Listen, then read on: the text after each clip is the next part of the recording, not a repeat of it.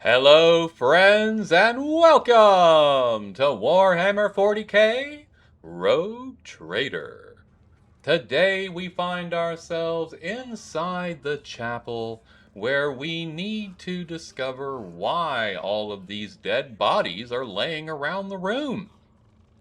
We heard of an attack by Nemesite, a member of the lower decks who could be a legend or could be real, that is leading a rebellion quietly up to the upper decks and has now made an attack on our people.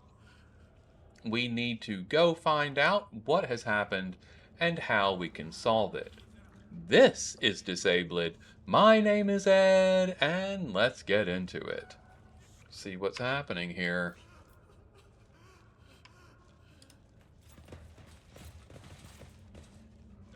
Let's talk to Jocasta.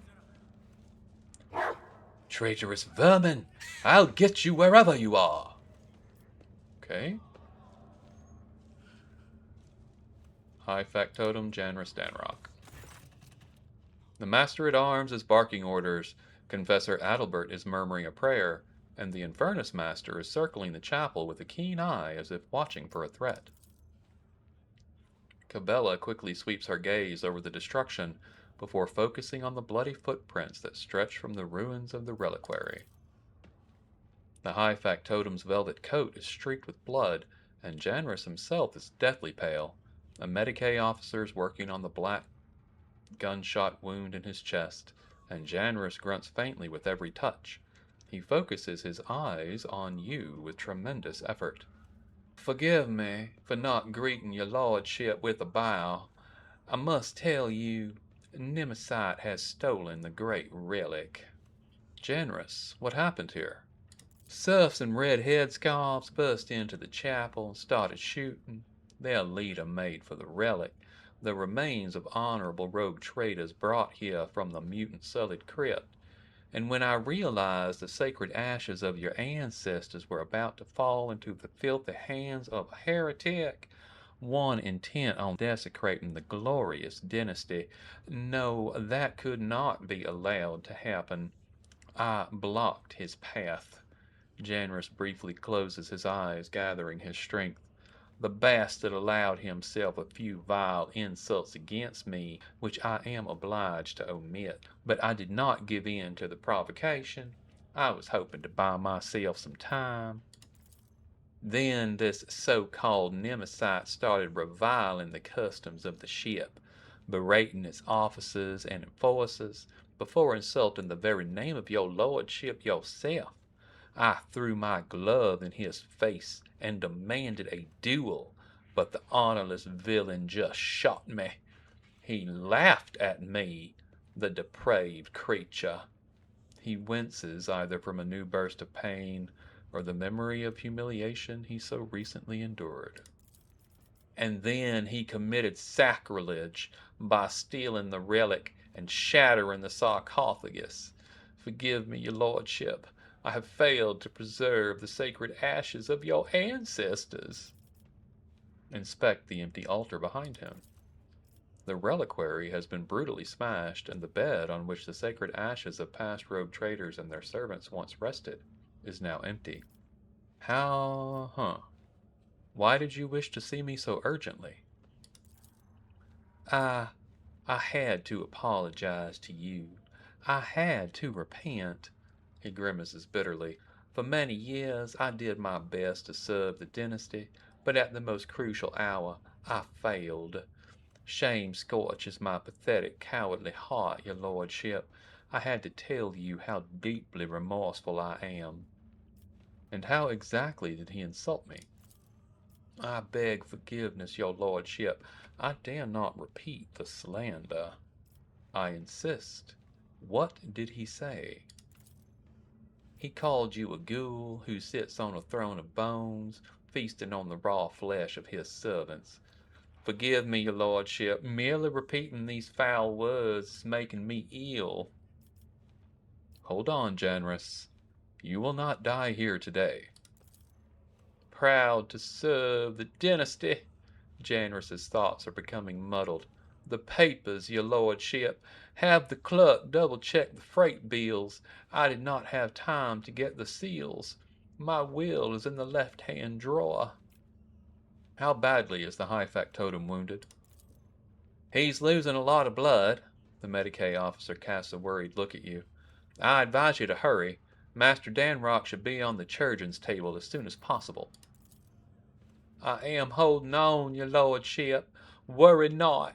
What matters now is that you recover the relic. The factotum groans as the Medicaid officer pulls the blood-soaked bandages aside and shakes his head dolefully. Some miracle preserved Master Danrock's life long enough that he might address you. His fate now rests in the hands of the Emperor. May he show mercy to this selfless man. Heinrich, did you see the attack? I did not. I was on my way to offer a prayer when I heard gunfire, ran as fast as I could. When I got here, I saw Master Danrock, and I think the next thing I did was just press his wound and spout curses. Heinrich looks at his bloodied hands in confusion. So much for being a heroic repairman. I wasn't much use, was I? Damn it, Jocasta. How did the renegades manage to sneak all the way to the upper decks? Sourback mutters through clenched teeth. They had help. We've discovered the hidden corpses of several chapel attendants. The traitors took their clothes and led Nemesite and his accomplices straight past the patrols. Confessor Adalbert ruefully shakes his head. They were good people, pious people. They never slighted a serf in their lives. Why punish them? His face grows darker. I swear that these innocents will be avenged. May the Emperor be my witness. I will strangle this Nemesite with my own 2 hands. May the Emperor protect your... Oh... The factotum's eyes roll back as his enormous frame gives a convulsive shudder. The Medicaid officer snatches a syringe of stimulant and speaks decisively. Apologies, your lordship, but we are taking Master Danrock away. He's unable to tell you anything more at present, and every second of delay could cost his life. Heinrich watches the limp body of the factotum get carried away and chews grimly on the eye-ho stick that has appeared between his teeth. So, what do we have so far? Master Danrock is on his deathbed. All the attackers are either dead or absconded along with the sacred relic, and the witnesses all agree on this one thing. Nemesite and his accomplices came out of nowhere and struck suddenly. Only the throne knows where we can find these bastards now. We will find them. Sourback's voice is full of terrible fury. We will turn this vessel inside out if we must. There's nowhere even a void rat can... There is no need. The Blood's Whisper will lead us to Nemesite. Kibellah's words make the 2 exchange puzzled glances. The Blood's Whisper? Did you perform another divination? Yes and no. His tarot guided me here, and told me of the evil that lurked in the shrine. But beyond that, the bloody path carelessly tread by the raiders will reveal the truth. With all due respect, Spinner, the enforcers have already questioned all the witnesses and compiled an extensive list of evidence, none of which tells us anything about how or where the troublemaker calling himself Nemesite might have escaped to. Kibellah, tell us everything you know. Kibellah sharply turns to face the crimson splashes on the floor and walls of the shrine. Her pupils dilate, threatening to drown her irises in darkness. Her expression turns distant, her voice becoming low and strange. This blood is drawn in a pattern of retribution. The one who spilt it appeared later. They moved swiftly and furiously, numb to their own wounds. An enforcer who was drawn to the gunfire and witnessed the sacrilege? Probably. As for this pattern, Kibellah points to a barely visible chain of scarlet droplets. It was made in fury and desperation. The one who left it was wounded, but they did not flee. They fought back while they could, and then they retreated into the darkness. Kibella's eyes close and she falls silent. Then she exhales sharply and points a steel claw. Into the darkness of the maintenance tunnels hidden within the walls of the shrine. And you gleaned all of that from a couple of bloodstains? Or did you have a vision? There is no need for revelations from the undying Emperor here. For one who has dedicated their life to understanding the tenets of the web, death speaks a language clearer than words. Blood writes the chronicle of the final hour, and it holds all the answers. It speaks to me. It can tell me with what instrument it was spilt, what its owner felt, whether they struggled in terror or were as cold as the steel of a blade, at what moment and how the thread snapped. For a spinner, no two wounds are alike, and each scarlet drop carries a message from the undying one. I'm glad she's on our side. Ainric scratches the back of his head, smiling wryly. If the attackers have escaped through the maintenance tunnels, we can send in enforcers after them. The technical corridors extend hundreds of meters in different directions.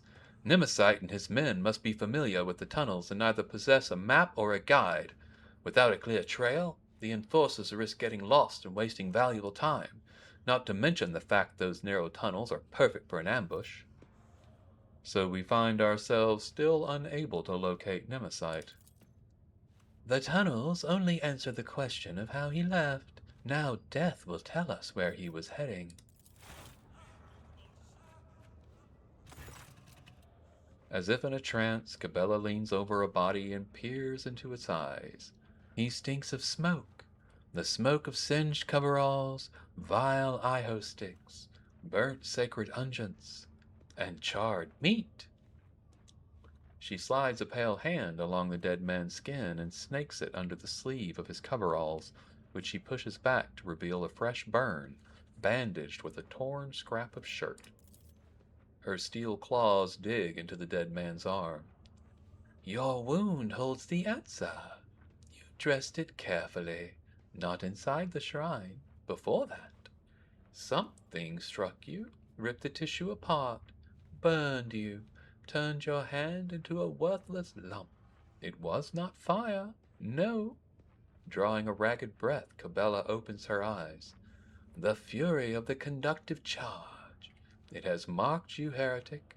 I recognize your wound, for I myself have encountered it on those I take to the other side within the plasma drive chambers.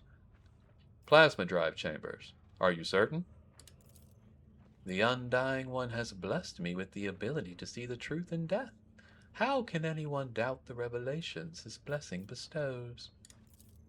I can't say if it's worth drawing conclusions based on a conversation with a corpse, but if it is, then I concur with the esteemed spinner's findings. The Infernus Master spits out the chewed-up iho stick and immediately produces another. All that about burns, the conductive charge, and the smell of cheap iho immediately made me think of the plasma drive technical compartments. Makes sense to me. Sourback, gather the enforcers. We'll follow the Nemesite's trail.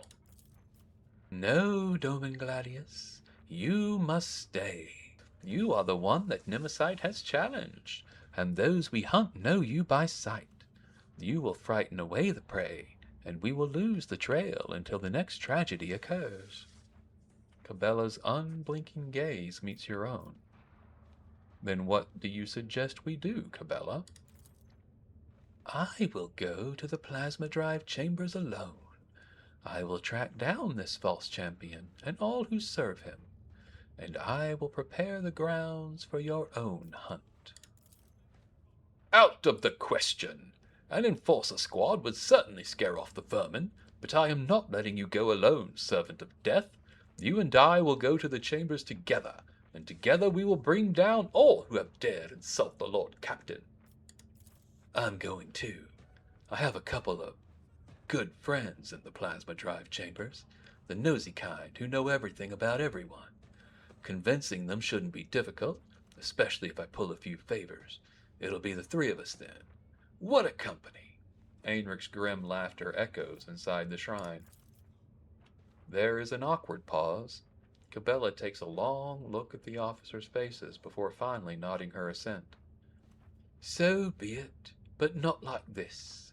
Much like your faces, your guises are too conspicuous.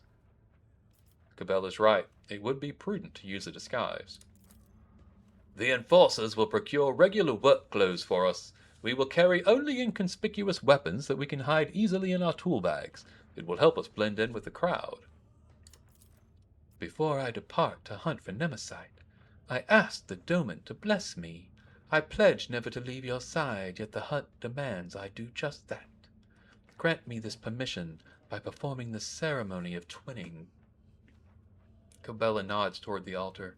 When your people have taken their leave, under the gaze of the Undying One, we will begin the rite. What is this ceremony? The rite of blessing for the sacred hunt. With it the Doman cast their shadow over the path of carnage. Under your benediction I will strike harder and tread more softly. Very well. Let the ceremony commence. With your permission, Lord Captain, the Infernus Master and I will take our leave now, set out to prepare for the descent into the chambers. We dare not intrude, your lordship.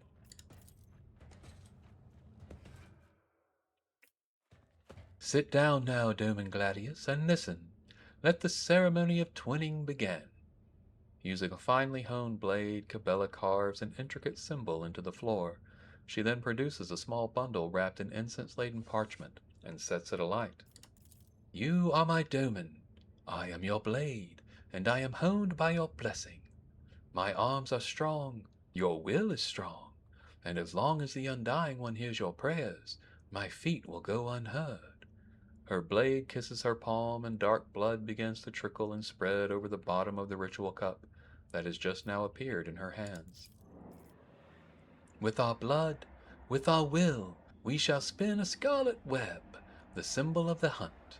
May it herald our praised demise. Kibellah puts the dagger into your hand, and you suddenly feel how heavy your eyelids have become. Your heartbeat slows inside your chest. Her words linger, then rush through your mind in a deluge. The heavy scent of incense envelops you and makes your head spin. Make a small cut on your palm. The pain gives way to a burning sensation as Kibellah grasps your hand and squeezes it over the ritual cup. But this new discomfort is quickly replaced again, this time by a dull numbness and the faint warmth of blood flowing from your open wound. The twinning is the blood oath I have made to my lord. Kibellah dips her fingers in the spilt blood and traces a symbol, first on her own forehead, then on yours. It appears to resemble a blade cutting through an intricate knot. Anoint me with your blessing, Doman Gladius, and may the ceremony of twinning commence. Kibellah's face blurs before your eyes. No matter how hard you try to focus and dispel the vision, in place of her face you see a death mask, a broken skull with hollow eye sockets. May your fury and resolve be unshakable. One who follows the thread of the web fights not out of rage, but with a mind as cold as stone. Nevertheless, rage can become a potent weapon in the hands of a punisher. I understand, Doman Gladius. I accept your blessing. Kibellah thinks for a moment. Your body cannot accompany us on this chase, Doman, but your spirit. There is nothing the spirit cannot do. The twinning is complete. You and I are now bound by the blood oath. Think of me while I hunt, as will I think of you. Become a thought flowing through my mind. If the Undying One is gracious to us, he will send you dreams, and in those dreams you will see me. If he is more gracious still, those dreams will be truthful. I trust you, Kibellah. Let us begin. You perceive a faint smile from beneath the death mask. Kibellah hands you the cup and begins tracing her finger around the bottom while whispering a prayer. Watch now, Doman Gladius. What does thy seeing eye behold in the converging patterns of blood? She draws your attention to the symbol she has inscribed. You see shifting images in the blood, a spider crafting a fine web, blurred shadows that could resemble either a swarm of void rats or an enraged hound, crossed blades, a card of the Emperor's Tarot. But as soon as your gaze lingers on any of them, reality bleeds through the fluid shapes. Soon your spirit will be able to follow me. I will bid the servants to carry your body to your chambers, where you will not be disturbed. Wait in silence and safety. For me, the hunt has begun. Kibellah's footsteps fade away, melting into the same impenetrable darkness in which your consciousness is extinguished.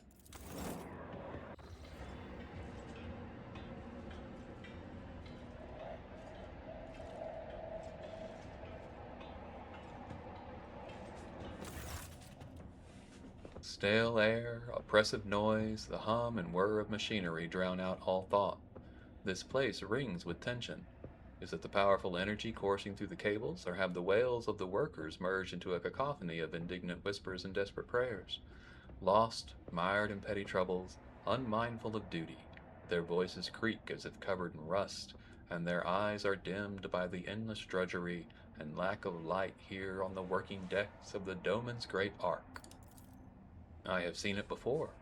In these murky depths, people become creatures all too ready to devour each other for worldly gains, fleeting pleasure, or imaginary freedom from obligation, born from the abyss of spiritual emptiness. The Undying One punishes them through me. Disgusting mutations, abominations, reflections of vice are born in these shadows, and I will be their doom. The thread shakes, the web is taut. I step silently. May the great hunt begin. The thread shakes. The quarry always leaves a trail. We may not see it, but we can feel it. I taste the air, the scent of fresh dye with a subtle note of sparks. This is new, pleasant. The upper decks reek of luxury, but here I feel comfortable. There is something else. This is it. I recognize the smell. Unguent, eye-ho, and burnt meat, just like inside the shrine. The time has come to spin the scarlet web. The web is taut. Know the hunting ground. To find the enemy, I must listen. Inhale, exhale, inhale. The rhythmic beat of engines and pumps. That is the ship's breathing. That is the ship's heartbeat. Is it strange I feel at home among the workers of the lower decks who pass their time like the living dead? Warmth spreads through my chest. I like to think it is the connection with which the Undying One bound my and the Doman's fates together. He has blessed us, and we hunt as one. I step silently. Darkness is our ally. Merge with the shadows. In the twilight of the chamber, barely illuminated by flickering candlelight, I become like them, the lost, mired servants. They will become unwitting allies in my hunt. Their hopelessness, their desperation, their thirst for survival will become tools for my use.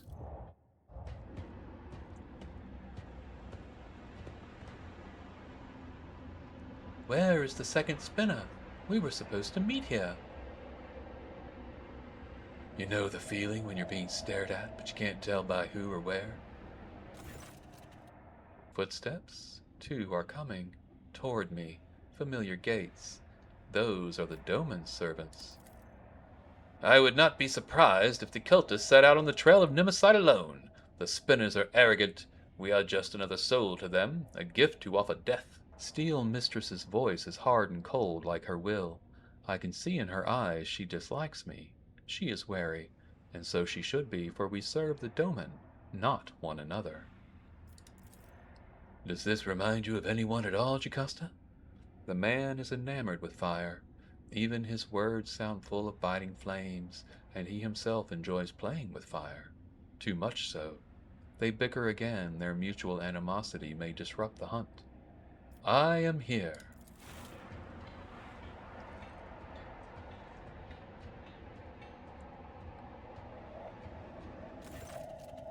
There she is.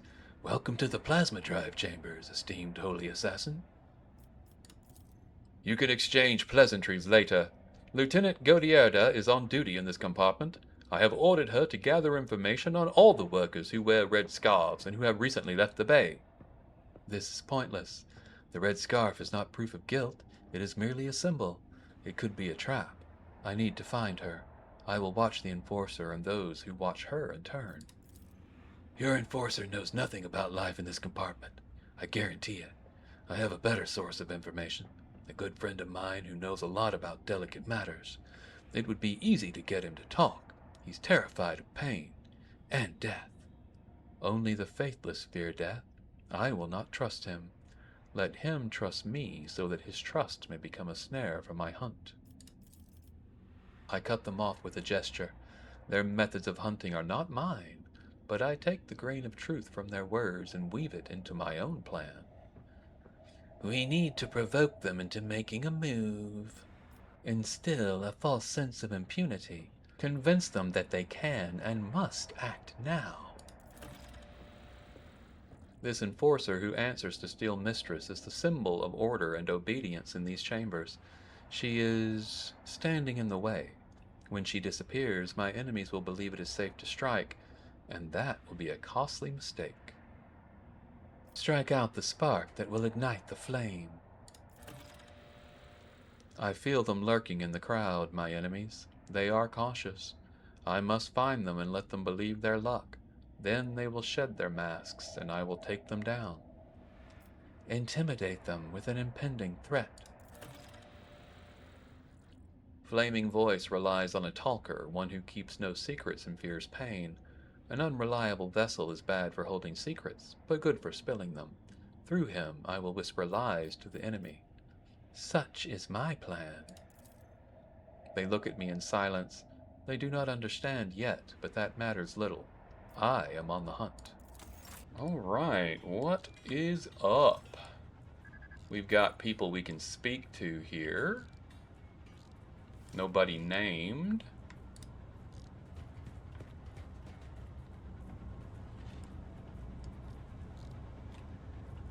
I really do not have good gear for Kibellah because I was not intending to really use her much. If at all, because she and Gladius have the same, same class.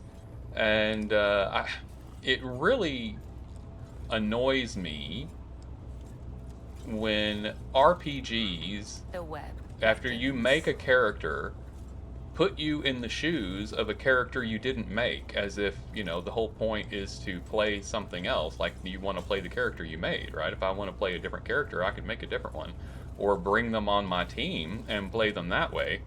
So I don't know, it's fine, especially since Kibellah and Gladius have the same class, so I know how to use it, but it's still very, very odd.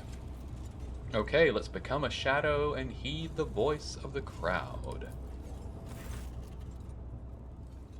The lay people have huddled together like a herd being chased by predators. Faded gazes, bent backs, the crimson kisses of batons on their bodies, and yet shadows of smiles touch their dirty burnt lips as a strange pair, like a hammer and anvil, send sparks into the air with their words. What are those two talking about? Hammer and anvil. And then the leather smacks you right in the kisser. Ha! Give or take a tooth, this is nothing. Bruises, burns, cuts, that's just life. Just remind yourselves how you come home after your shift, having exchanged your ration card for a bowl of soup. How your little ones gulp that bowl down. How they fall asleep, feeling a little better. I say that's worth a hard day's work. And a punch in the face. He smiles, broad-shouldered with a rusty beard. He's not afraid to share laughter with others, and so the crimson shades from the beatings never leave his face. His voice is bright, sonorous, and listened to. Not everyone here is as chipper and thick-skinned as you. A bowl of soup is great, he says. What about having to choose which of your 3 kids gets it? Is that great too? Beatings are nothing, he says. Remember when the enforcers broke your arm? Since you couldn't work, your wife had to pull 3 shifts. She collapsed at the lathe, and the conductive charge burned out her eyes. None of us deserve that. Tough and unyielding. Every word hurts, but she is forgiven for her sincerity. They listen to her to pull themselves together, to share their common pain. I will come back later. My hunt has just begun.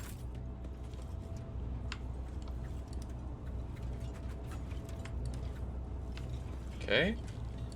So we're going to wander around and walks with me. go through the 3 steps that she outlined, I suppose. So we need to find other points that give us the opportunity to do stuff. We've got stain here. Ah, here we go. Well, turn the servitor, of course. Long time no see, Spindle. Tell me, what does silence taste like? Are they using a secret code? Without Flaming Voice, he would never even speak to me. Everybody knows silence don't taste like anything.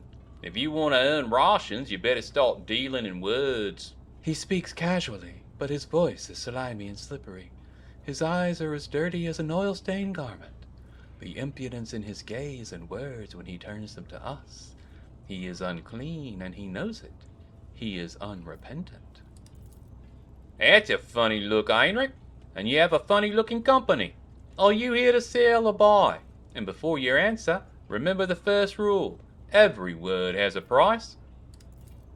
Are we bargaining for information with this lowlife now?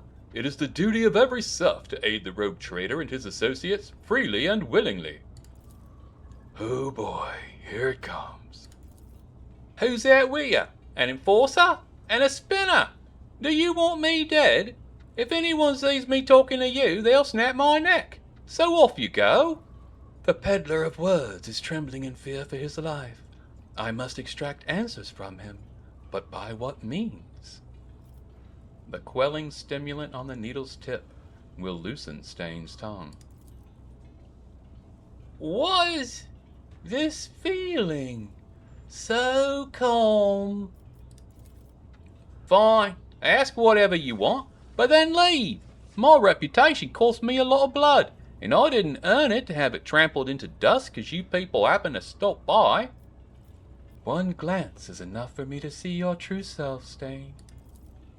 You are a liar and manipulator, peddling other people's secrets and not knowing how to keep your mouth shut. You will become the bait, sowing confusion among the minions of Nemesite who hope to wait out the lockdown. They think they have enough time. I will deprive them of that confidence. Where do things stand in the plasma drive chambers? Speak briefly.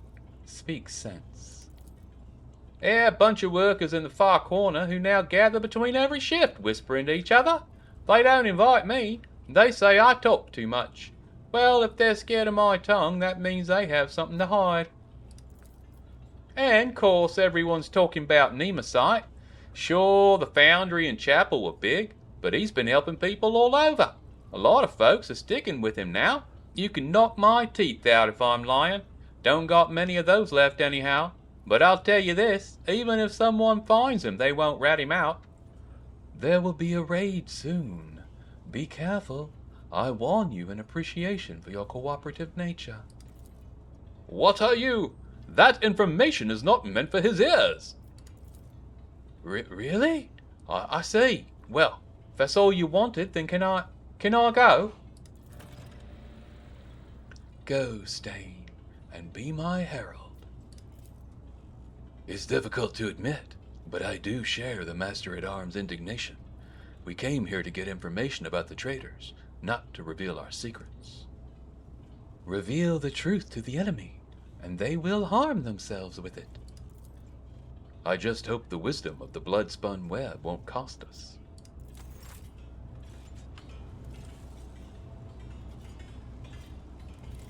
Okay. Follow the threads.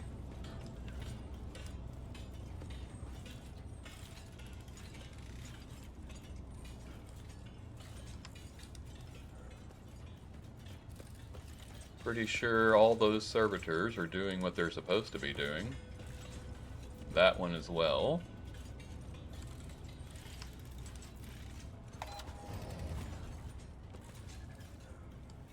So this puzzle, I guess it's a puzzle. We didn't figure it out last time. He's where he's supposed to be too.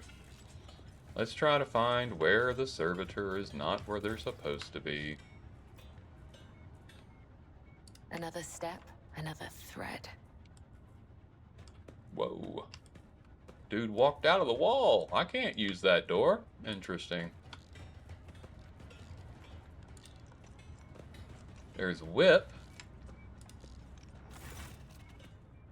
An old burn spread across her body in a scarlet blotch, a look of contempt, a heavy baton covered in blood, symbolizing boundless power. Like a fierce leather whip, she lashes with both her hand and her gaze. What you looking at, you beggars? You finish your shift, you go to the barracks. You start your shift, you check in with the foreman and get to work before Matilda comes to pat you on the back.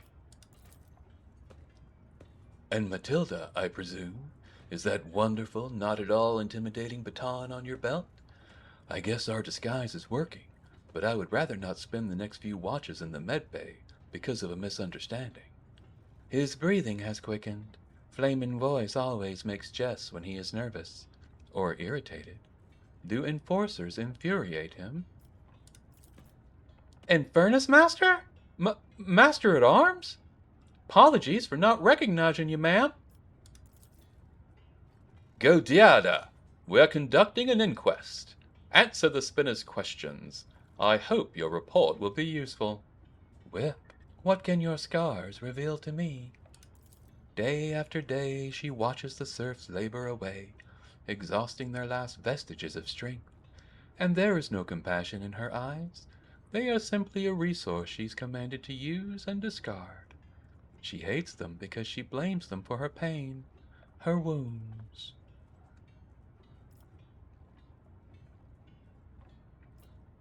Nothing is unimportant during the hunt. Tell me what you know, and I will listen. A group of workers wearing red scarves were seen in the compartment just after the attack on the shrine. The foreman stated they were at work on the freight line. No gunpowder on their clothes, no fresh wounds. Too many of them have started wearing red masks, so it muddles the trail. We also found red scarves and bloody rags in one of the shredders only shortly after. We sealed off the exits and reduced the air supply to the maintenance tunnels to the absolute minimum. Now you can't stay in there longer than a few minutes without passing out. There's no way the bastards could have left the plasma chambers. They're definitely in here somewhere. Like snakes, the servants of Nemesite have shed their skin. The red scarf is just a distraction. Let the enforcers converse. I will keep an eye on those around us. The workers hide their eyes, but I can hear the murmurs echoing through the bay. There is an impotent rage in their hearts directed at Whip, for she is the embodiment of the very order they despise. But why do they not realize the enforcer is a shield as much as a lash? Some of the people I escorted to the other side looked at me the same way. In the past I did not understand, but now? Do the lay people see spinners performing their duty to the Undying One? Or enforcers performing theirs to the Doman as monsters? Do I sense the touch of his will? The Undying Emperor wishes to bestow a revelation upon me in this trying hour. Let his tarot show me the way. I breathe in essence made from the ashes and blood of the faithful. It enlightens the mind, granting it the grace of reading his signs. A wave of epiphany sweeps my thoughts away, pulling me into a blessed trance. My fingers move of their own accord over the sacred deck and draw a card. It is the martyr. I see a tear of blood wash over the pale features in the image, and they shift, becoming Whip's face. A portent from him. The Undying One blesses me to take Whip. The minions of Nemesite fear her. When her soul is delivered to the Undying One, the traitors will feel invulnerable. They will crawl out of their holes and fall into my web. I know how Whip's thread will end. I cannot sever Whip's thread with a blade, for the serfs would recognize me as one of the spinners and lose all courage. But the spark of the machine spirits in the plasma drive chambers has already claimed the lives of many. I will use this, and thus the web will be spun.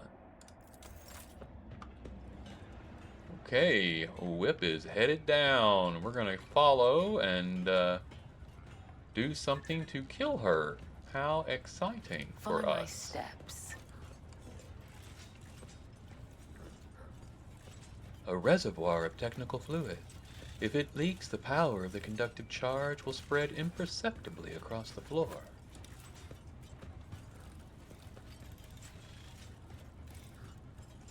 A cable thrumming with the power of the conductive charge. A single swing of the blade will send the enforcer's soul to the undying one. Huh.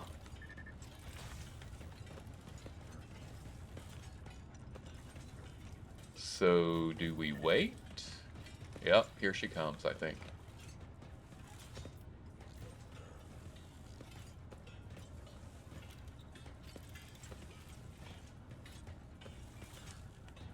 Zippity zappity zoo, there she goes. Damn it! Why'd it have to be Gaderda? I don't know why the Emperor ordered you to kill her, but we must see to it that she did not die in vain. And just like that, she's gone. She will never even know what she died for. Meanwhile, the spinners go on passing whatever judgment they please. The web beckons. Okay. Well, we can't go that way. Technomat, reactor attendant. Huh. Interesting. So now we need to go listen to the voices again, right? See what they're saying, I guess? Is that how this plays out?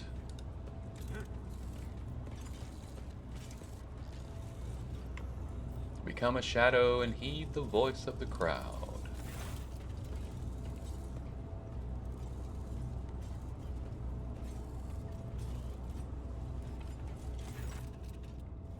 The lay people are huddled together in a pile of sweltering bodies, filthy and battered by the enforcer's batons, reeking of sweat and disease.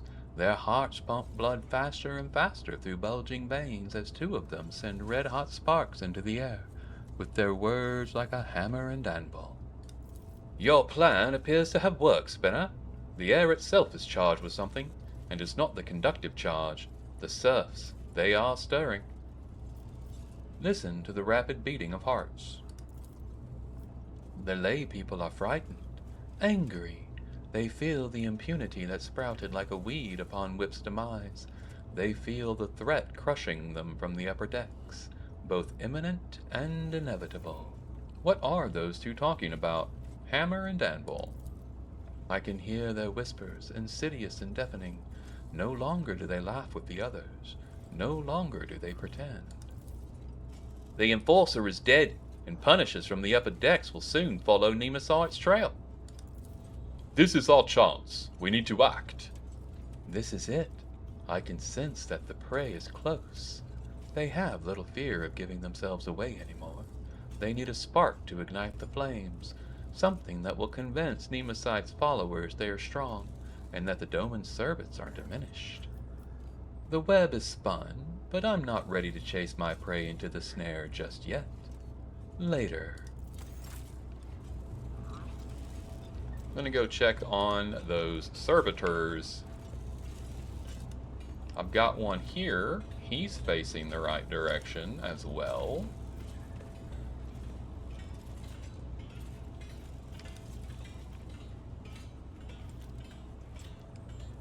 Death walks with me.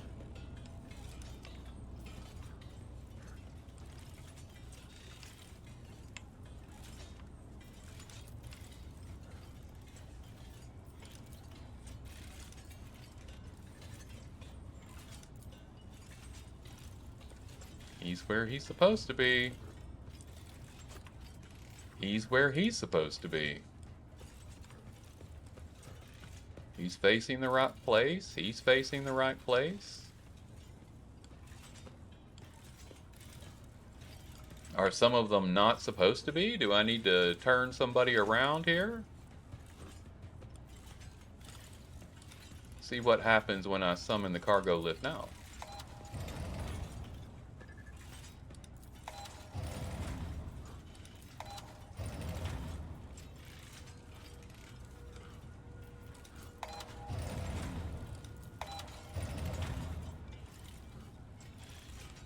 Ah. Apparently that was it. I had to break it. Who knew? Wearers' ranged attacks inflict 3 levels of bleeding on their targets. Wow, that's cool. That looks like a Argenta item. Tarnished Breacher's Aquila. Enemies within the wearer's area of attack suffer 6% minus 6% dodge, and allies within the wearer's area of attack gain 6% dodge for 1 round. That could actually be used for ranged or melee.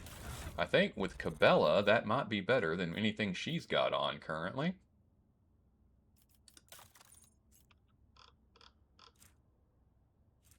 That's Overseer's Aquila.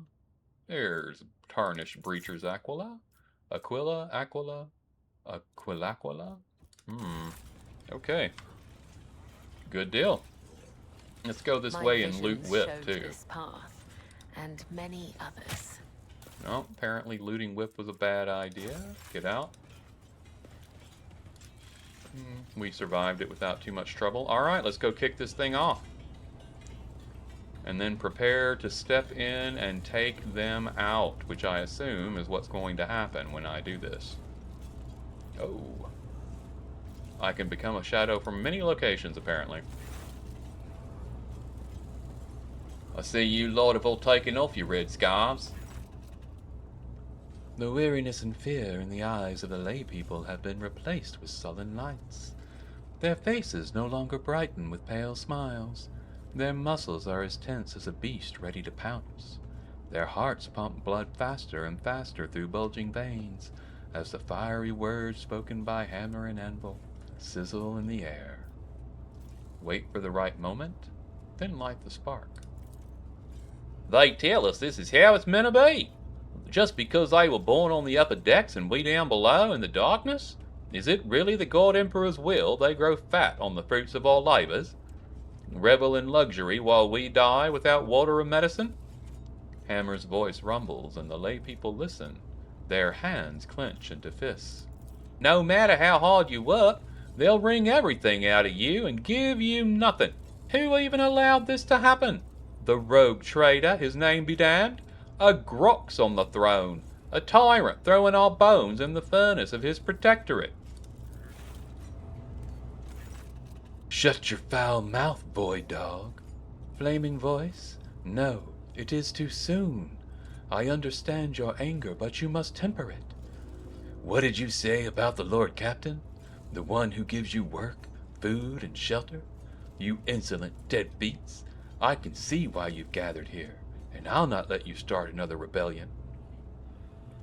Why are you reaching for your Voxcaster? If you do not disperse, I'll give the order to vent the plasma chambers. You have 5 seconds. 4. The tyrant's lackey! If you do this, you'll die with us, you madman! To protect the Lord Captain and the crew, I see you've never met an Infernus before. Their faces are twisted with fear. Will they retreat? Will they flee? Will the hunt be thwarted? No!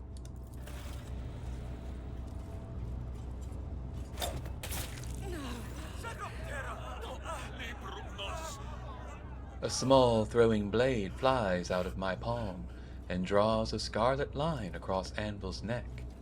Had I wished it, she would be dead, but she continues to breathe and bleed, and to scream furiously as she looks for me. The rogue trader's assassins are here! Look! They wanted to kill me! Find the assassins! The spark is lit.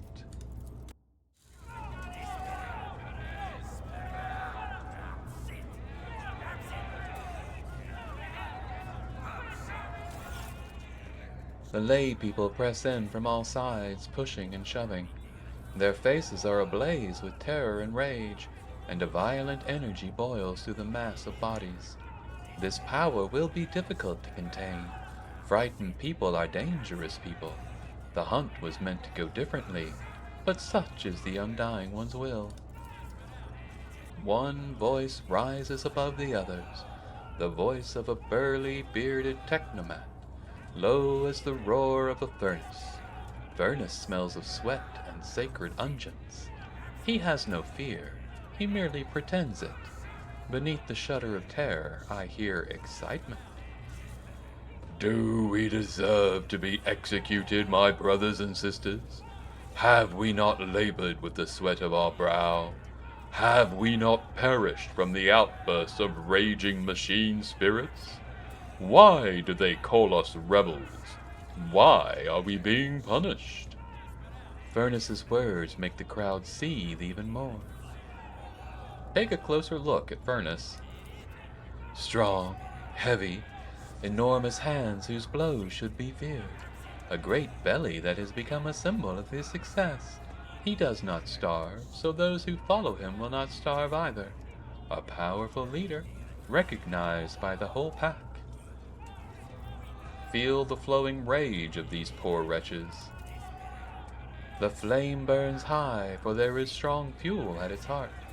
These people have amassed many grievances. The enforcers are cruel to them, for they believe that fear eradicates treason. The officers despise them, for their clothes and hands are filthy. The quartermasters rob them and withhold what is owed to them, for their clan is not strong enough to make demands. They are vulnerable. Their hearts are vulnerable. The Undying One commands us to spin a web to catch such hearts before they plunge into the abyss of treason. And so, I am spinning the web. But there is something else mixed into their righteous indignation. Something that taunts them, excites them, angers them. It is something foul hovering in the air. Aberration. Think about Doman Gladius. I turn my thoughts to him, for it is his people that are standing before me. What would he do, the one whose thread I anoint with my blood? Already you are rioters in everything but name, and then you ask why you have been shown no trust? My words frighten them, wound them, because they are just, and that makes their anger swell all the more. Why are you surprised? Have the officers ever treated us otherwise? A new voice, sandpaper rough, tears through the rumbling of the crowd. Its owner is ragged and filthy, and a feverish gleam burns in his eyes. His words inflame the people's minds like rot feasting upon a wound. Rot cries out mockingly, And that's because you're afraid of them, but they're not afraid of you. They have the almighty baton. All you have is the source of the power that feeds the whole ship. Why shouldn't they take you for granted? It serves you right, cowards. His ugly shriek spills like venom upon the sweating faces as they slowly draw closer and closer. Sense the smell hanging over the crowd. I take a deep breath, and something stupefying, noxious, and luscious disturbs my senses. This is no ordinary odor, but something subtle and foul. It carries the same stench as rot. Skinny and scrawny, Rot leers at me with his gaping mouth. He is a nobody who has nothing. His body has wasted away from disease. His hands are 5 fingers short. His fate is sealed, and that makes him convincing. Everyone knows he has nothing to gain for himself, and thus no reason to lie. His poverty is his armor.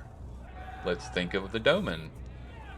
I address the one who commands these people and who possesses the authority to execute and pardon. Am I to hear his thoughts?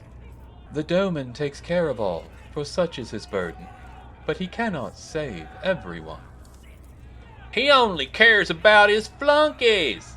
The bile spraying from Rot's mouth sizzles in the workers' minds like acid. It is burning them through. We will not commit rebellion, but we will not allow ourselves to be slaughtered by villains either. The law and the Emperor are on our side.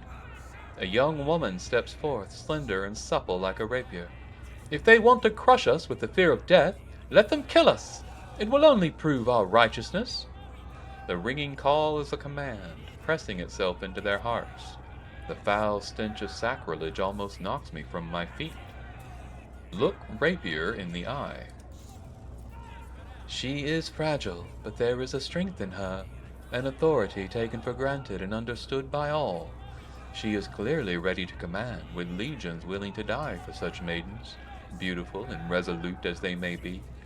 She carries no banner in her hand, for she herself is the banner. Sense the fetid stench of blasphemy. That tantalizing, elusive scent of rage, it is more than a stench. It is a tool, the weapon of the despicable trio which they use to influence the minds of the laity, invisibly intoxicating their minds. The crowd reeks of flowering treason. I delve down to its root and realize what it is that rejects his will so. His sacred privilege is being attacked. He alone chooses who may journey to him, but these three, instigators, they are determined to make this decision for themselves, dragging the souls of all around into the fires of violence with them. They are impudent upstarts who have put themselves above him, and above me, the second spinner of the blood-spun web, his chosen servant. The realization of such audacity burns my very soul. Appeal to Doman Gladius loudly and exigently. But the noise around me drowns out my own thoughts and stops me from focusing on his image. Death will claim you all, but not today, unless you are truly keen to meet its embrace. The crowd does not answer. They do not hear me. The sacred promise of death no longer moves them, for they have fallen under the enemy's spell. They surround me, threatening, pointing fingers, cursing. They dare not strike, not yet, but already their enormous bulk presses down upon me as the smell of blood in the air grows thicker by the minute. Stand firm and do not resist. The crowd presses forward, harder and harder. My breath grows short. My bones are crunching. Somebody is screaming in my face. I endure the stench. Stop! You are committing treason! They hear me no more. They cannot, for the poison of disobedience has utterly filled their minds. Looks like we have no choice but the only choice, lose myself in the dance of blood. I can bear it no longer. The blades in my hands sing, and blood streaks across astonished faces. I am done speaking and exhorting. I merely dance on the thread I have spun.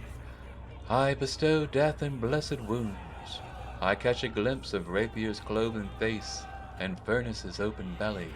Rot's severed hand falls at my feet, and its owner flees howling. I dance and breathe so freely.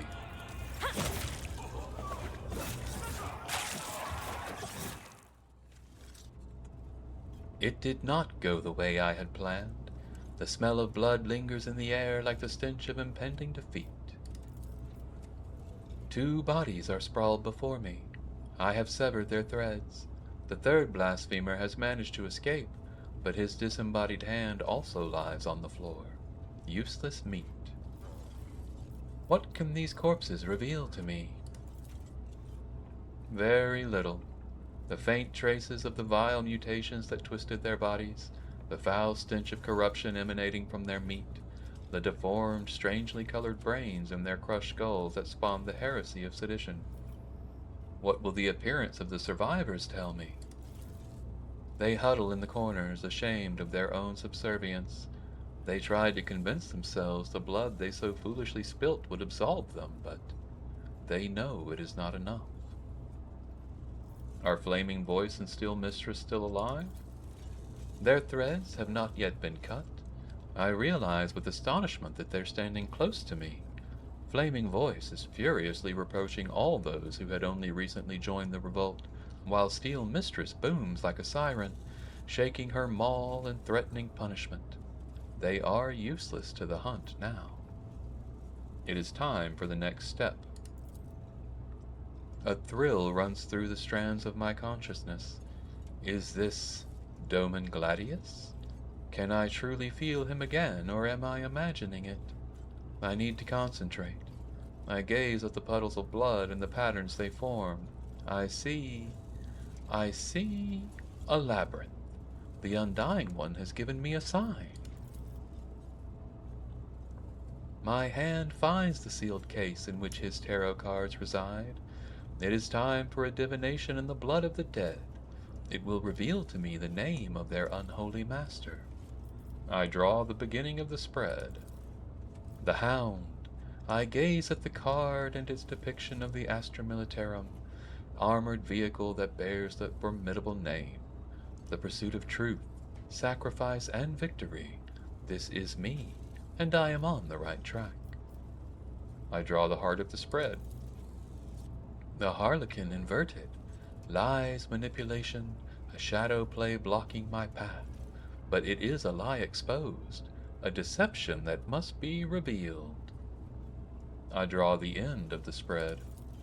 The preacher, a man who carries an idea and proclaims it. But who is it? Nemesite? One of his supporters?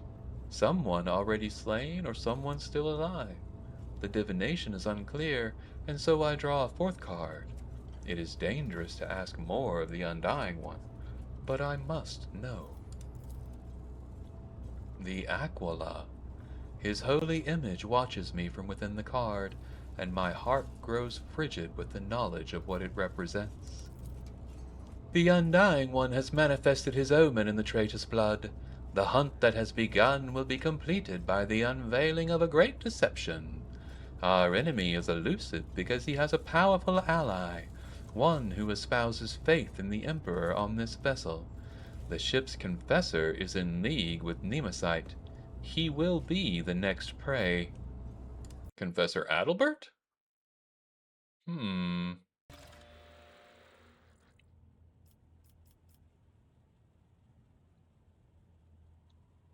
All right, friends. We have come to this point. We are now back in Gladius' body, and we have completed that arc of the web that we were spinning. We have a little more web to go, I believe, but I'm not really sure what it's going to allow me to do because I've never played this game before. So this is all new to me as well. I am interested to see where it goes, though. I'm not sure what lies before us, if we have another web to spin, or if we'll be doing the rest of it with Gladius on board. Either way, I think we'll need to get into all of that next time. This has been Disabled. My name is Ed, and this has been the fantastic Warhammer 40k Rogue Trader. Please remember to like, comment, and subscribe, as that helps me out tremendously. But truly, until we see each other again, make your way with love and light. Thank you so much for joining me on this journey today, and goodbye.